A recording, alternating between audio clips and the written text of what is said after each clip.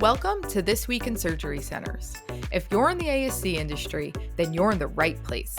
Every week, we'll start the episode off by sharing an interesting conversation we had with our featured guest, and then we'll close the episode by recapping the latest news impacting surgery centers. We're excited to share with you what we have, so let's get started and see what the industry's been up to. Hi, everyone. Here's what you can expect on today's episode. We are excited to have Tim Burney as our guest today. Tim is the founder and CEO of Advantien, and he's here to talk to us about how ASCs can better understand and negotiate fair implant costs. Implants are typically one of the top 3 drivers of cost for an ASC. So Tim has great tips for how you can reduce overall costs and how you can get the best price. We'll close the episode with a few news stories. We'll start with a deep dive into CMS's 2023 final payment rule, talk about an uptick in plastic surgery cases, share a much needed update from YouTube Health, and of course, end the news segment with a positive story about 2 police officers who saved the life of a 1-month-old baby. Hope everyone enjoys the episode, and here's what's going on this week in surgery centers. Tim, welcome to the show. Hey, thanks. It's good to be here. Appreciate it. Excited to have you here, Tim, to talk a little bit about implants. And before we jump right in, can you tell us a little bit about your background, especially as it relates to the ASC industry? Yeah, you bet. I grew up really interested in somehow being in the medical business. As a little kid, I was dreamt about being a doctor and that sort of thing. And life happens, and that plan got derailed. But I was in the clinical space in the military. I was a trained combat medic and a surgical assistant. And then at some point, after I got out of the military, I ended up going into the device business and worked for some of the larger device companies in spine and mostly. And so I got my knowledge on the implant side of the business in the spine industry, mostly, as I said, working for Medtronic, Globus, and a few other companies. And then started working in that space with ASCs in the mid 2005 or so, when ASCs were in their infancy, where they required a lot of support, didn't have a whole lot of internal people that knew the business very well, the business meaning the implant business. And they've certainly gotten a lot better at that, but there's still a lot of room for better understanding in that space. So in 2011, 2012, I started a business to address some of those issues to help support ASCs and better understanding the implant side of the business. Great. And I'm excited to dig in with you on the implant side in particular. As we all know, if you look at the expenses and the top expense drivers for an ASC, up there in the top 2 or 3 is always implants. And so, one of the things we want to talk about and kind of share some wisdom and get some tips and tricks for you is how can ASCs reduce the cost of their implant spend overall? And what does this relationship typically look like in terms of implant vendors in the ASC business side? And so, yeah, that's a good question, Nick. The implant sales reps are a valuable resource for hospitals and ASCs, especially ASCs. They do so much to support individual procedures, certainly bring in the sets that have the implants in them, and then support the nurses and the surgeons during cases and after. And so they're a valuable resource for the facilities for technical as well as logistical sort of support. From a standpoint, and they also, by the way, have very strong relationships with those facilities because they're intimately involved with them. And one of those relationships that's really important is the surgeon rep relationship. And because they have a lot of impact with the surgeons. And oftentimes that relationship can actually be exploited to maintain higher prices. ASC people in general, the administrators, et cetera, respect that relationship and certainly don't want to upset that. So sometimes that can work in a negative sense from the standpoint of price and implants. Sure. That makes sense. Kind of going, the strategy from the rep perspective or from the vendor perspective of maybe segmenting out the purchase decision, it can be beneficial from a purchasing power standpoint. If the goal is to understand implant costs, right? If the goal of an ASC is, hey, we want to understand our implant costs better, How can ASCs approach that in terms of the Yeah, well, understanding? yeah, it's a good question. They need to dig into the data, right? Most ASCs have really good raw data in their systems, but the important step is actually analyzing that data, right? So, in particular, summarizing the raw data, in a way that shows you, where your most of your money is going on the implant side, where the spend is specific to what types of implants are being are the cost drivers, breaking it down by implant, by procedure, and just understanding that really well. But the next important part of that is, not just digging into the data, but really analyzing that, understanding what that data is telling you. And that's really an important step. So data is an important, really foundational step, and it'll lead you to the answers. Yep. And I imagine oftentimes that data is in the practice management system, right? What have you found are the best ways to get in there and manipulate it? Is this out of the Yeah, box well, reporting? yeah, it's HST NV systems. Most ASCs that I work with have HST or NV. They're off paper now. They're recording their purchases using those systems. But recording them is not the same as understanding costs, right? It's where understanding the costs is where the opportunities are. Understanding where you're spending your money is where the opportunities are. So, as I said previously, converting that raw data to some meaningful summary with actionable reports is really the key. So the data is there. It's really analyzing that data and putting it into a useful sort of format, which would be reports and actionable reports. Benchmarking service is another. They've got, there's a service called ECRI that does benchmarking, and they do it by individual implants. And you certainly can use that. It'll give you a national average. It's better probably for hospitals. It's more of a valuable tool for hospitals. Oftentimes, ASCs will have more specific implants. You can find them on ECRI, but again, they're average benchmarking, and really, what's important is not only to look at the implant itself, but also oftentimes there's associated disposables that are part of that. So it's kind of an overall global picture of what the spend is. Right, and you want to also understand your savings potential specific to the ASC. What are the specific opportunities based on the products they use? Again, surgeries done in hospitals oftentimes are different. There's some similarities, certainly. For example, you do spine procedures in a surgery center, you'll do them in the hospital, but the complexities are often different. Therefore, the instruments or the implants might be slightly different. So there's not always a one-to-one comparison. So it's really important that ASCs look specifically at what they're using, particularly the high volume items, and look at the national benchmarking, sure, as a starting point, but it's just a starting point. Sure. And I'm curious on your perspective, Tim, when ASCs are making the implant purchase decision, right, whether it's at the physician level or the administrator level, do you think the industry overall has a good feel for how these specific implant costs are impacting their overall case profitability?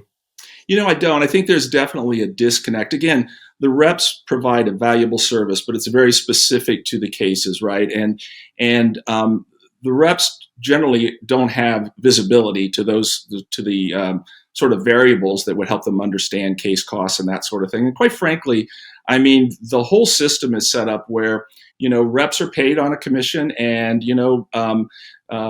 they're definitely good partners, but it's not their primary focus, right? And they just don't have enough information to really help a facility make good decisions. The facility really needs to drive that process. They really need to be the ones that go to the reps and go to the device companies and using that data that I mentioned before to drive that. I would not count on the rep to understand what their business looks like and what the opportunities are to drive savings. That's probably not. I'd say it's definitely not the best place to start. Yeah, that makes sense. The facility is the only one with the 360 view of, hey, what's our revenue per case, as well as what's the other inputs and costs. And Nick, one more thing I'll throw in, Nick, sorry to interrupt you, but is the reimbursement side. I mean, there's two sides of this, right? There's the cost side and the reimbursement side. And when you think about that, that's an area where oftentimes even ASCs struggle to understand. That's a pretty complex side of the business. So to expect the reps of the device companies to understand that side, to have that visibility, number one, and to understand it is probably a bridge too far for that. Sure. And on that reimbursement side, how much variability is there across payors and reimbursement rates? Yeah, so there's two basic types of payers in the marketplace. There's many different payers, many different insurance companies. When I say insurance companies, those are the payers. There's the global side. The global side is like Medicare, right, where implants are not reimbursed on an individual basis. So implant charges are not submitted to global payers like Medicare. Medicare pays a capitated or a set rate for a particular procedure. And in that procedure, the facility is expected to cover all of their costs. I say all their costs. There's some things that slide out of that, but basically, for sure, the implant costs are included in that. So it's not some separate charge for the implants. The other side is where they reimburse for implants, cost or cost plus. Cost or cost plus meaning that they'll reimburse the facility. The facility turns in an invoice for the implants, whatever charge they paid for them, and the facility will be reimbursed by those payers based on that charge. So let's just say, for example, an implant costs $1,000. On a cost reimbursement, they'd get $1,000 back. On a cost plus, oftentimes a payer will build in a 5 or 10 or whatever percent additional. So on 1,000, maybe they get an extra $50 or $100, which helps a little bit adjudicate that cost and to collect that money. So there's two types: the global and the cost plus. That's important, number one. And as far as variability, I mean, it varies across the country, and it varies from state to state, from region to region, from payer to payer. When you look at Medicare, which is global, that usually will take up obviously a portion, maybe as much as 50% of a surgery center's payer network. So they're not being reimbursed for implants. So that's important, right? Because then the most important aspect of that implant is how low can you get the price, because you're not going to be reimbursed. So you want to build that margin to be profitable, right, as a facility. But the other side is that cost plus. You can have a Blue Cross that is typically a cost plus in a given state or whatever, but Aetna may be typically global. It just varies a lot. What I see mostly is probably about a 50-50 mix. And again, there's variability. There's some facilities that are 70% cost plus and some that are 20 or whatever. It really depends on the area. But if to say that there's a 50-50 on average mix between those two types of payers is probably a reasonable assumption.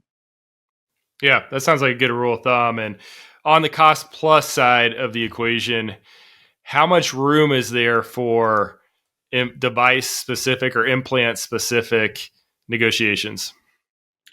Yeah, well, first of all, the negotiations are not separated by the payers, right? So, from a standpoint, the goal is always to drive down the cost to the lowest cost you can get. I mean, on the cost plus side, it's kind of counterintuitive, right? I mean, if your implant is $1,000 or your implant's $500, you're going to get reimbursed. So you can make a case that it really doesn't matter, right? But as I said just a moment ago, there's going to be a mix. There's going to be a mix of global and there's going to be a mix of cost plus payers. So to make sure that you're doing the best you can on the global side, again, depending upon the mix, but you're going to want to drive that regardless of what payers they are, because the payers, it's not one price for one payer, one price for another.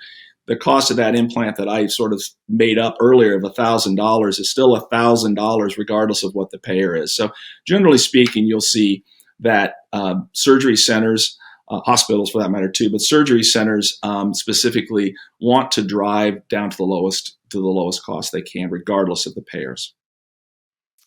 Yep. And how often do you see that happen? Do you think the ASC market is up to date overall on kind of the latest insights, tips, and tricks, and has the benchmarking data readily available that you mentioned to kind of credibly and effectively negotiate those rates? I'd say that most centers proactively negotiate. Again, I think that the information is there. I mean, the benchmarking, again, is usually an average benchmarking. It's important to engage professionals that understand that market, that have a better benchmarking tools. And what I mean by that is, as I said earlier, when you're talking about a GPO, that's usually an average price. It's an average price across the country. It's better than, we'll call it list price, which by the way is meaningless, but it's better than list price, but it's kind of an average price you'll find across the country. And what I've seen is that's the way it is with GPOs. it's better always to negotiate on a local level. The fact is that, if you say to the reps, I need to get a better price, they'll say things like, you're getting the best price in the country or the best price I can give you. Might be true. It might not be, but what you need to do is to understand, what does that mean? And that's a challenge, right? I mean, it really is a challenge, because whether you look at ECRI, which is an average price, gives you an average price, gives you some highs and lows as well. But again, there's variability from region to region. If there's a way to, and there are ways to access databases that have the locally negotiated competitive pricing, that's really the key. So you take your raw data, turn those into actionable sort of comparative reports to understand what you're paying, and then access through different avenues, companies that provide this sort of information. There are a few that can provide the information on a local level to say, hey, this is the best price. I know what it says over here, but really, you should be able to compare to our database, which shows a very competitive, locally negotiated sort of environment. This is where you need to get to. So compare to what your raw data is, compare to a really good benchmark, employ someone that can help you understand what that should be, and then negotiate off of that. Yeah, that's good insight.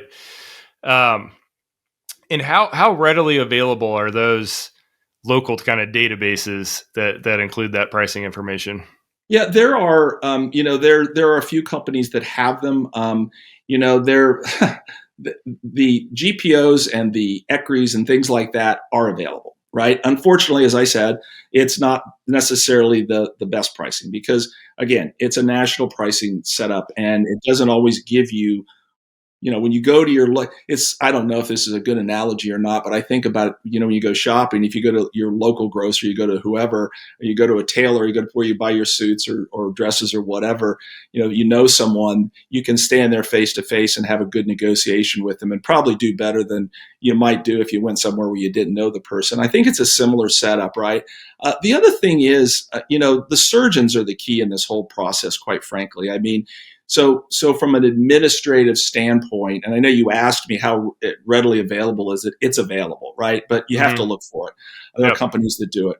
But at the end of the day, it's really a matter of getting this information and going to the surgeons and making a case to the surgeons why it's important, and let them be the sort of the impetus to drive the results, because they're ultimately the ones that they use what they're trained on, what they're comfortable with. So it have to stay within those parameters and let the surgeons help drive the results as well. Yeah, I like that, because that kind of speaks to the change management component of it, right? I think for administrators or others that work in the facility, if they're suggesting a change based on cost or otherwise, and there's surgeons that are used to doing procedures a different way with different materials, there's going to have to be a kind of a change management conversation, or at least kind of an understanding the why, I'm sure. And what have you seen as your experience is the best way to do that with surgeons in particular? Yeah, well, again, we'll start with data. I hate to sound like a broken record, but they need to do their homework. The ASC needs to do their homework, and they know that. They would say we know that. It's to take that raw data, analyze it, do the comparative analysis, and then sit down with the surgeons and keep in mind the surgeons in a surgery center setting, and this is really important, and it's obvious, but it's really important, is that they're equity owners. Most of them, almost all of them, are equity owners in that facility, right? So where you go into a hospital and they're basically renting space, if you will, and that's not even 100% accurate, but you get the idea, is that they're not vested owners in that hospital. So, they want to use what they want to use, and it's up to the hospitals to negotiate. You don't have the leverage of the surgeon. But in the ASC, where I mentioned earlier about that surgeon-rep relationship and how important that is, and it's a very important relationship for many reasons. It's a valuable one. You have to be able to go to that doctor and give him a reason why, he needs to maybe confront the rep, who's such a valuable resource to him, that him or her, that they rely on. And why do I need to push this? He's telling me he's giving me the best price. So you need to go to that surgeon who is an equity owner, who really cares about the cost structure of the surgery center, right? There are parts of negotiating oftentimes, most times with the bigger equipment, that sort of thing. And given, as you said, when you open the implants are the top 1, 2, or 3, usually the top 1 or 2 expenses in a facility, that's an important, obviously, target for everyone, including the surgeon. So get the data, get the comparative analysis, basically get all your ducks in a row so that when you go to the surgeon and you say, hey, look, here's where we're spending, here are the opportunities.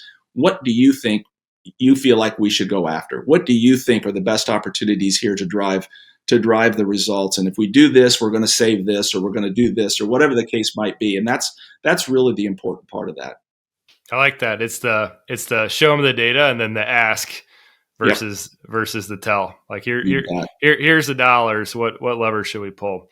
Yeah, Um, it's very simple, really, in the sense that it seems like the obvious pathway, but again, it's a different setup than it is in a hospital, and sometimes you lose sight of that, and sometimes administrators they want to please the doctors and do what's best. They're also focused on doing what's best in the ASC, but really their ammunition and to help the doctors with those decisions, to help them achieve the outcomes they want to achieve, which is the best, highest quality patient care at the best cost and with the least amount of expense.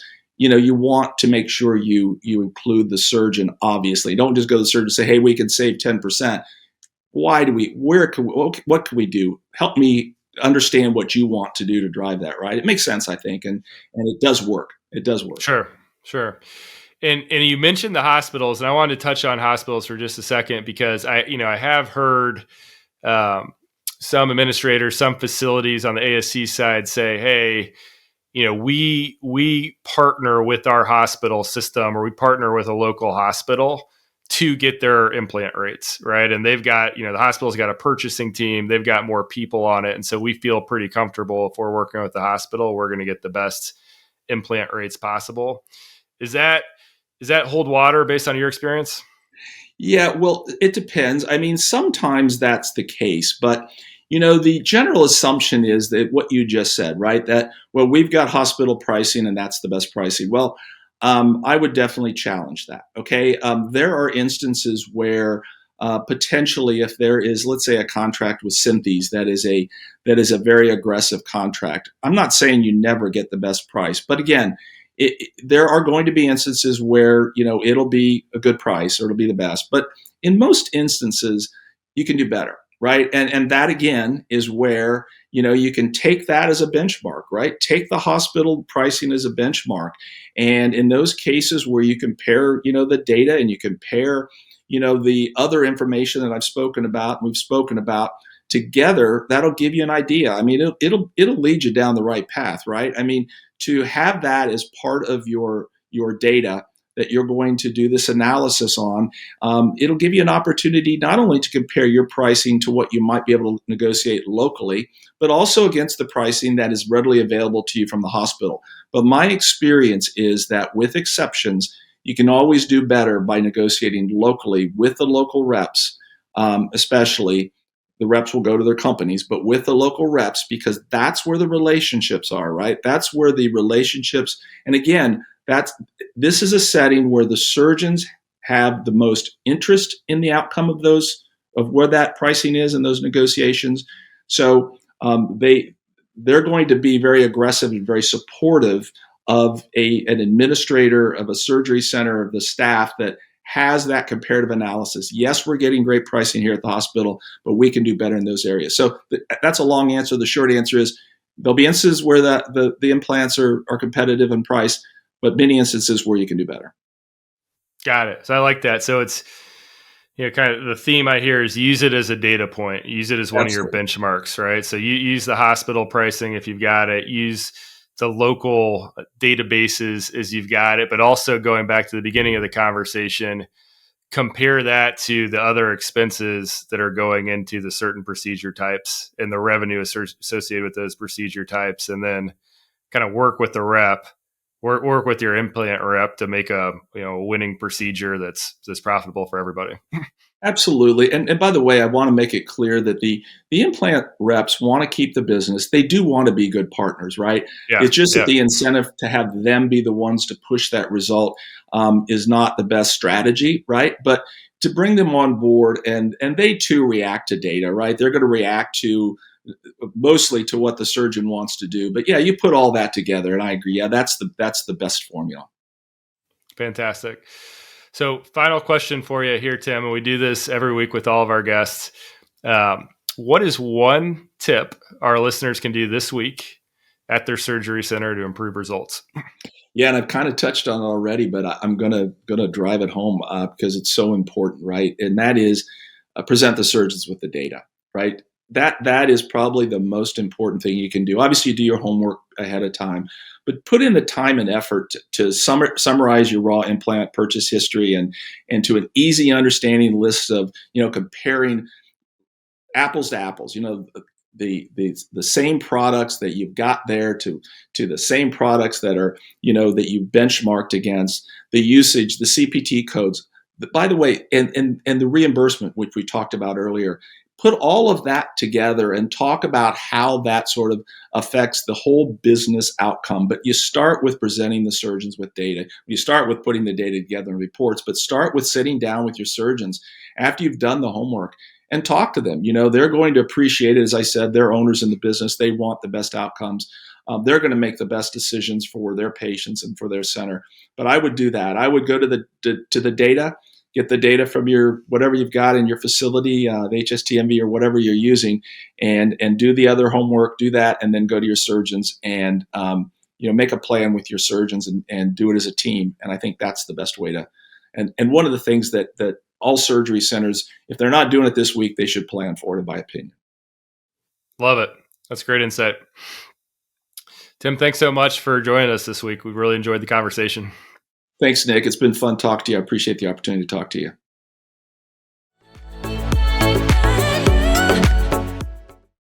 As always, it has been a busy week in healthcare, so we will jump in. But first, I wanted to acknowledge that it is Perioperative Nurses Week. So to all the perioperative nurses out there, thank you for your hard work and expertise in making sure patients are safe and well taken care of. Hope you all get a chance to celebrate.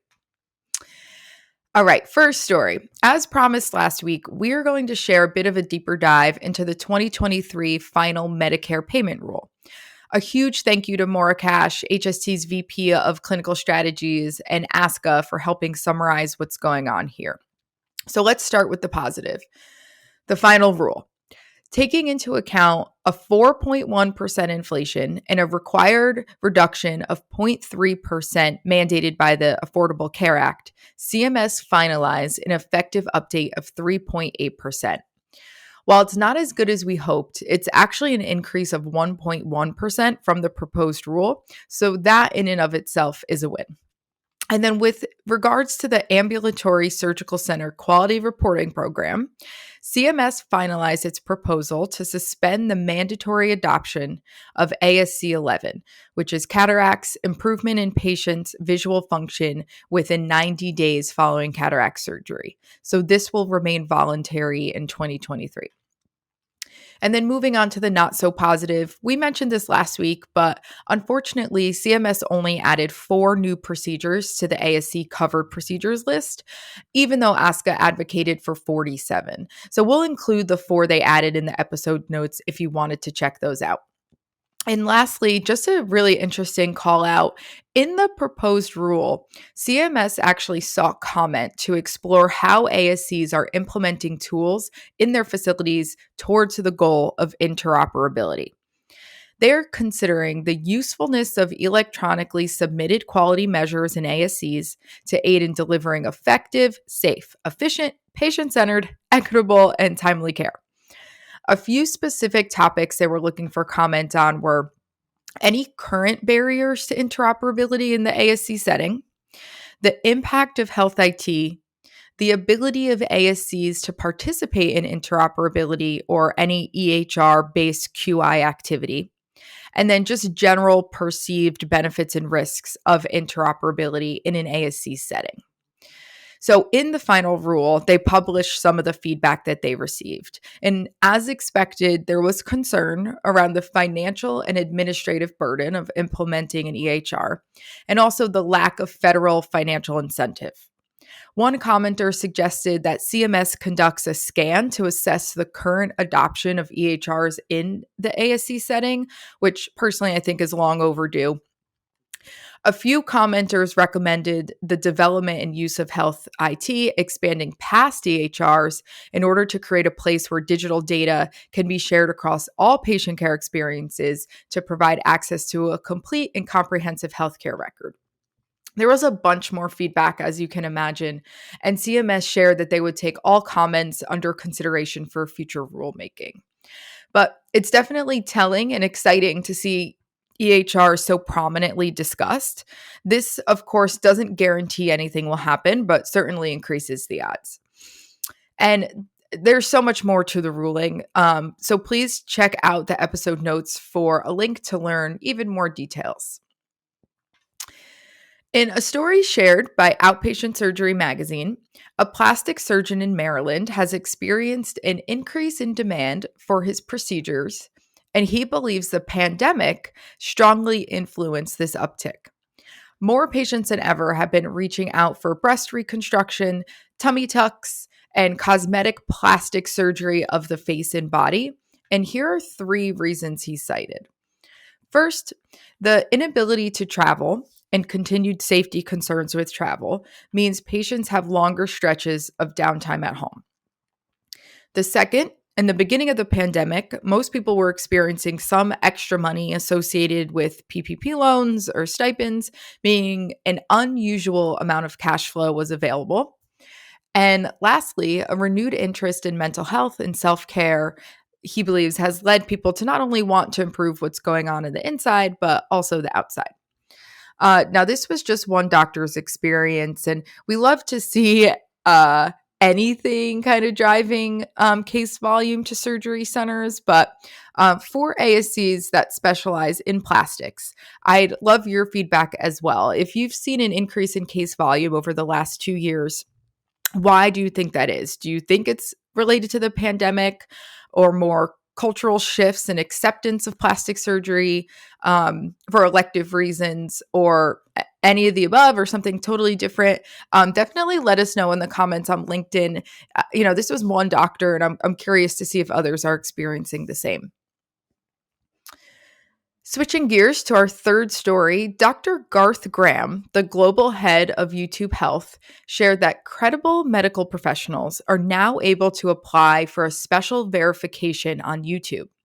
NBC News shares that this is an effort to combat medical misinformation online and make it easy for viewers to identify reliable sources. Now, as a consumer and a patient, I personally think this is a wonderful new feature. When something's wrong, it's so tempting to go to the internet for information instead of calling your doctor. And we all know that the internet is typically wrong or very doom and gloom about things. And as a healthcare professional, I'm sure you have plenty of stories where patients call you and say, my surgical site is red and Google tells me I'm dying. That seems to always be the outcome, whatever you do search for some reason. So this is a great first step to try to weed out YouTube accounts who give medical advice without proper certifications. One other thing for ASCs to consider is bringing more video into the mix in 2023. If your ASC does not provide any videos right now for prospective or current patients, you're missing out on a great way to reach your community and educate patients. You can do facility tours, interviews with physicians, educational videos on the services you provide, kind of what to expect videos, and so much more. And now you can be verified on YouTube, which will add even more to your credibility. And you don't need a production company to do this. With the quality of smartphones now, you can record these videos yourself at a very low financial cost. So just something to think about. And then even more so that you can kind of be certified on YouTube is a huge win. And to end our news segment on a positive note, 2 police officers in Kansas City saved a 1-month-old baby who stopped breathing due to RSV. The entire incident is caught on body cam footage, and while it is, of course, intense to watch, it's actually really helpful to see how the officer performed CPR on such a small baby, just in case you ever find yourself in a similar situation. The officers were able to get the baby breathing again before transporting her to a local hospital. And I'm happy to share that baby Kamaya is doing just fine thanks to Officer Richard Duchesne and Officer Charles Owen. We'll include a link to the story in the episode notes, as always, to the Today Show article so you can see the footage of their life-saving efforts. And that news story officially wraps up this week's podcast. Thank you, as always, for spending a few minutes of your week with us. Make sure to subscribe or leave a review on whichever platform you're listening from. I hope you have a great day, and we'll see you again next week.